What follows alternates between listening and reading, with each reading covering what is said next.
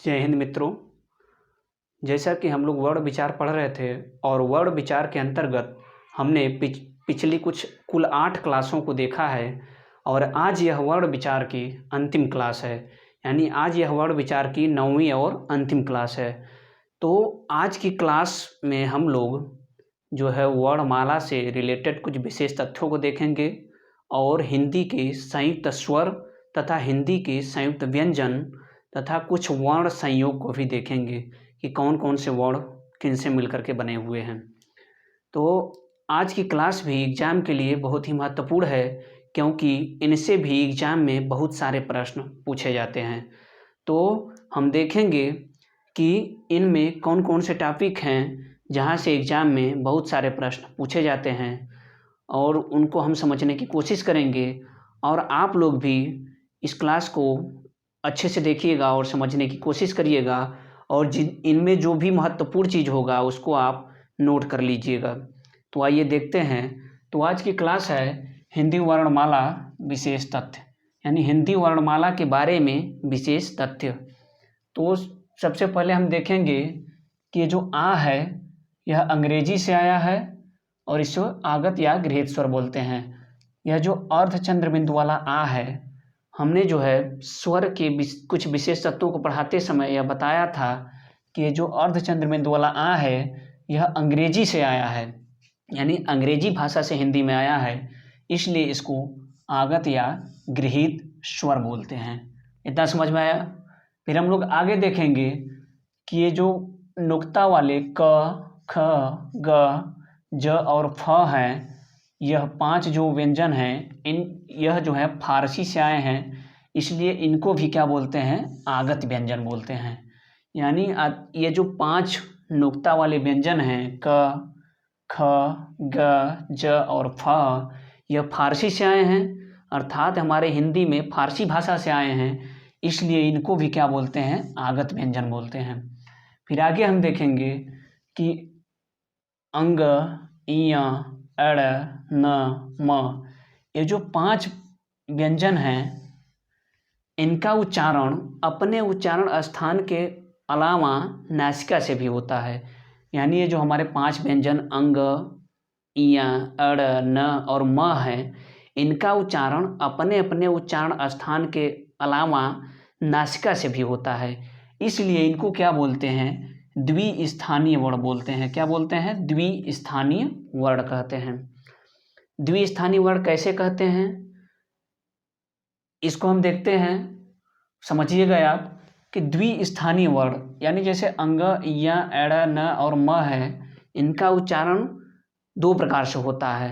कैसे, पहले अपने अपने उच्चारण स्थानों के द्वारा होता है। जैसे कि अंग है, अंग का उच्चारण क्या होता है, कंठ होता है। अंग का उच्चारण स्थान कंठ से भी होता है और जो है इसका उच्चारण स्थान नासिका से भी होता है, यानी इसका उच्चारण स्थान 2 तरह से हो रहा है, इसलिए इसको क्या बोलते हैं, द्विस्थानीय वर्ण। उसी तरह से आपका इया है, इया का उच्चारण स्थान तालु से होता है, ड़ का मूर्धा से, न का जो उच्चारण स्थान दंत से होता है और म का ओष्ठ से भी होता है, तथा इन 5 का जो है वह नासिका से भी उच्चारण स्थान होता है, इसलिए इसको क्या बोलते हैं, द्विस्थानीय वर्ण। यह भली बात आप लोगों को समझ में आया होगा। यदि एग्जाम में पूछ दे कि द्विस्थानीय वर्ण किसे बोलते हैं और या पूछे कि द्विस्थानीय वर्ण किसे कहते हैं और उनमें 3 ऑप्शन किसी अन्य का दे दे और 1 ऑप्शन इन 5 में से किसी का दे दे, तो आपको क्या लगाना है, आपको ध्यान रखना है कि द्विस्थानीय वर्ण जो होते हैं वह यही होते हैं अंग, इया, ड़, न और म, जिनका उच्चारण स्थान अपने अपने उच्चारण स्थान के सिवाय नासिका से भी होता है। इतना समझ में आ गया, बिल्कुल। अब आगे बढ़ते हैं। आगे है कि न, ल और श, ये जो 3 व्यंजन हैं इनको दंत या वत्स बोलते हैं। यानी न, ल और श जो 3 व्यंजन हैं इनको दंत भी बोलते हैं और वत्स दोनों बोलते हैं। और यदि एग्जाम में आ जाए, यदि एग्जाम में इस प्रकार का प्रश्न पूछ दे इनसे संबंधित और उसमें ऑप्शन में दंत और वत्स दोनों रहे, तो हम विकल्प में क्या लगाएंगे, वत्स लगाएंगे। यानी हमने लिख भी दिया है कि अगर विकल्प में दोनों हो तो वहाँ क्या होगा, वत्स। वत्स ध्वनि मानेंगे। ऐसा जो है बड़े बड़े एग्जाम में पूछता है और जो है इससे रिलेटेड प्रश्न पूछ देगा और उसमें ऑप्शन में क्या कर देगा, प्रश्न का लेवल कठिन करने के लिए उसमें ऑप्शन में दोनों दे देगा। तो हमको आंसर क्या लगाना है, यदि दोनों रहे तो हमको केवल वत्स लगाना है। इतना समझ में आया गया होगा। फिर आगे देखते हैं, आगे है कि एक ही व्यंजन का दो बार आना द्विवर्ण या द्वित्व व्यंजन कहलाता है। यानी एक ही व्यंजन यदि दो बार आता है तो उसको क्या बोलते हैं, द्वित्व वर्ण या द्वित्व व्यंजन कहते हैं।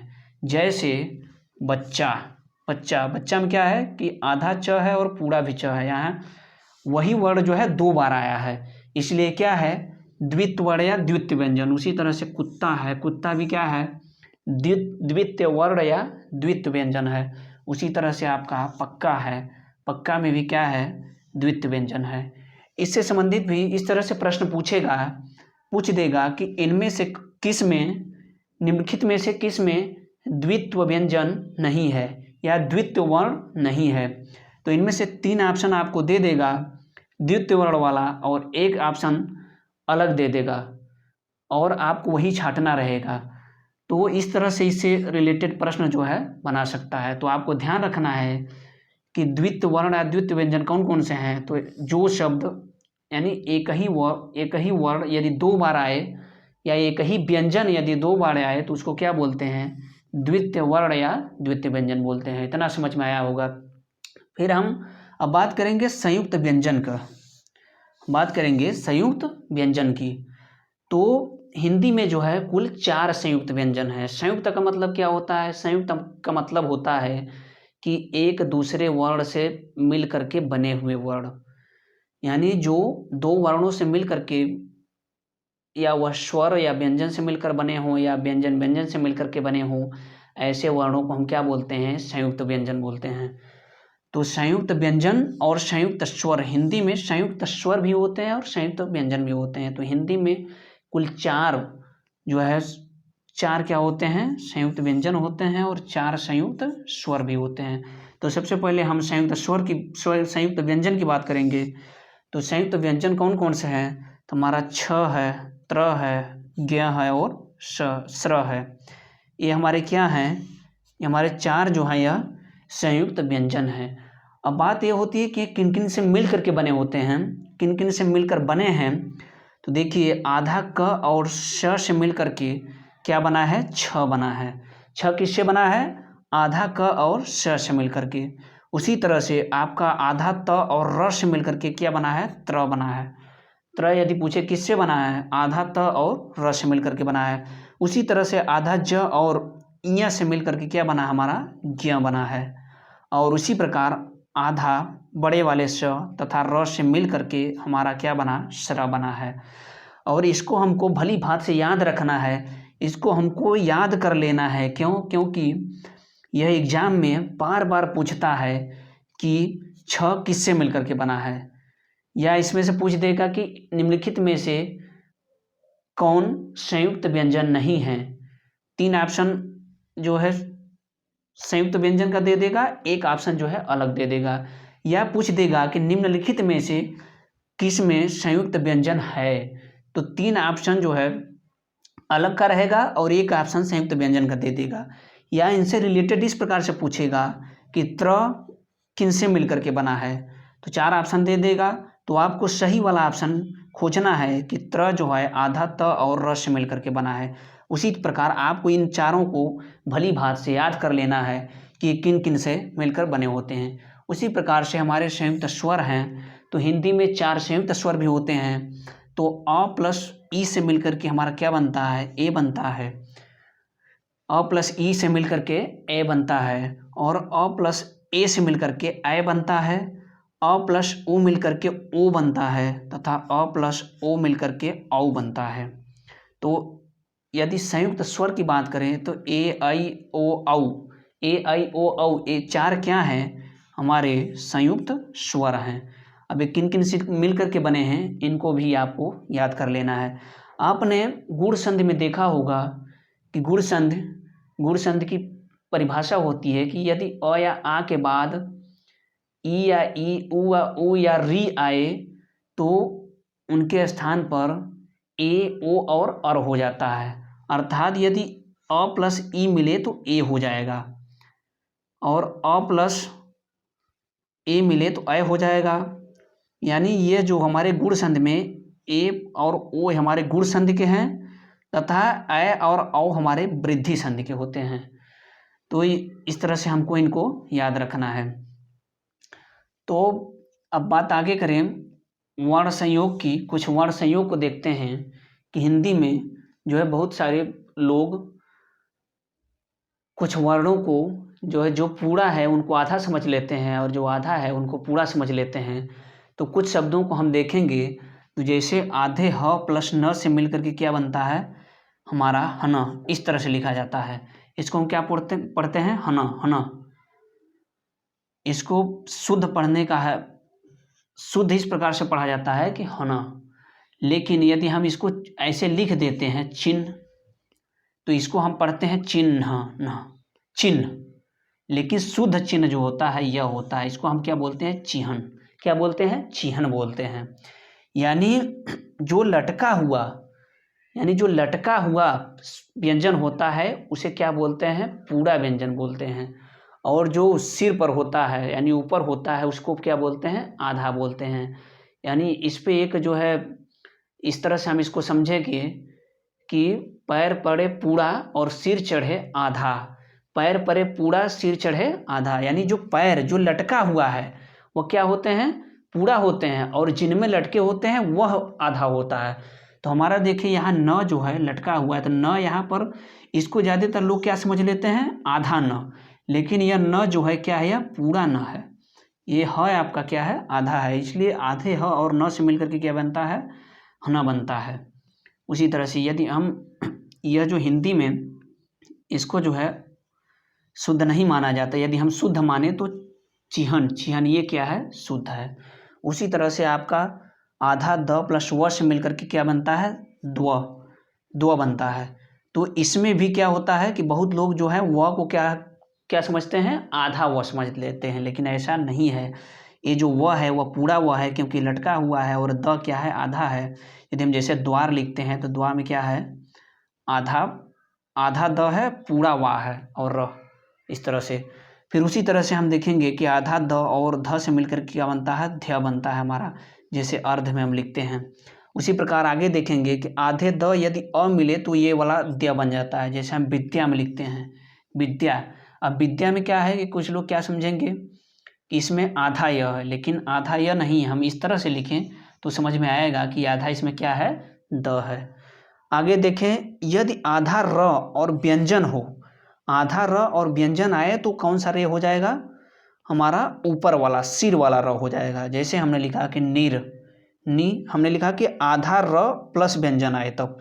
तो देखिए यहाँ पे नीर, आधा र है प्लस उसके बाद व्यंजन है ब, तो निर प्लस ब होगा निर्बल। ये र कहाँ चला जाएगा, ऊपर र हो जाता है।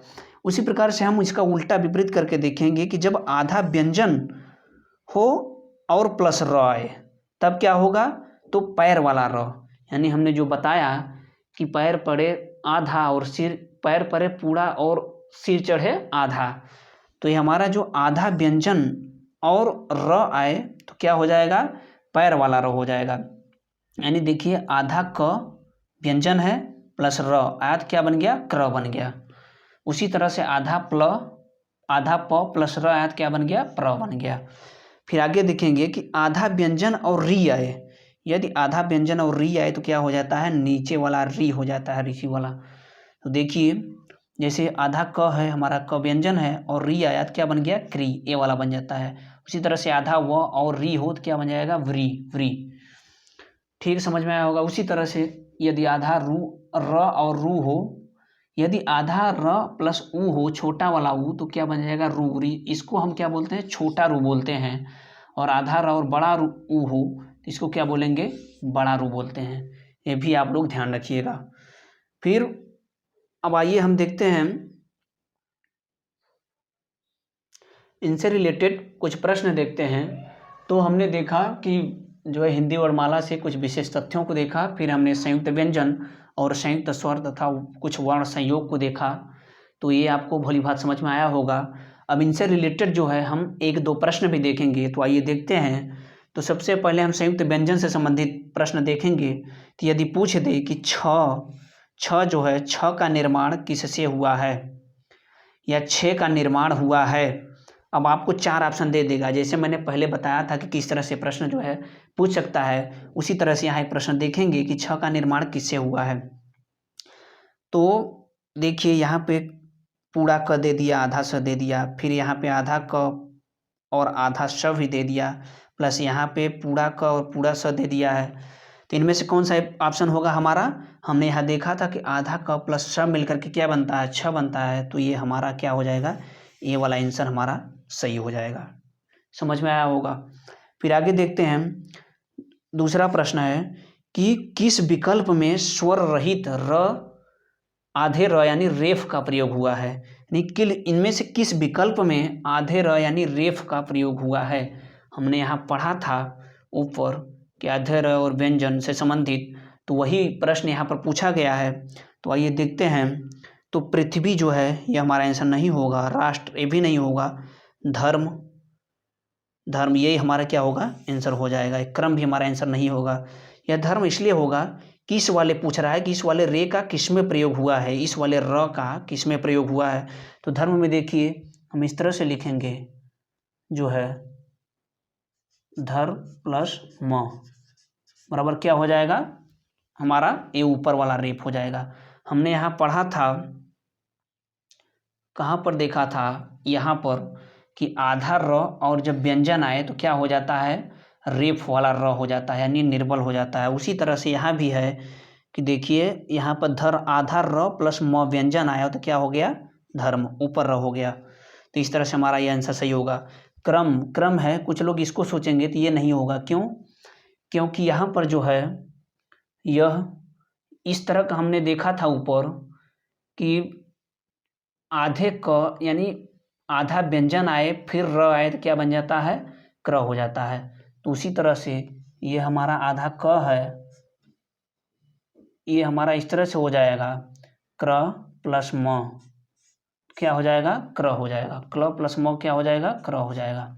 ठीक, इतना समझ में आया होगा। उसी तरह से हमारा पृथ्वी था, तो पृथ्वी आंसर नहीं होगा, राष्ट्र भी नहीं होगा, यानी हमारा आंसर कौन सा होगा? धर्म होगा। हमने इनसे रिलेटेड जो है ऊपर देख लिया था। तो इस प्रकार से हमने जो है आज के इस जो है वर्ड विचार वाले 9वीं क्लास को पूर्ण कर दिया, अर्थात आज हमारा जो है वर्ड विचार पूर्ण रूप से समाप्त हो गया।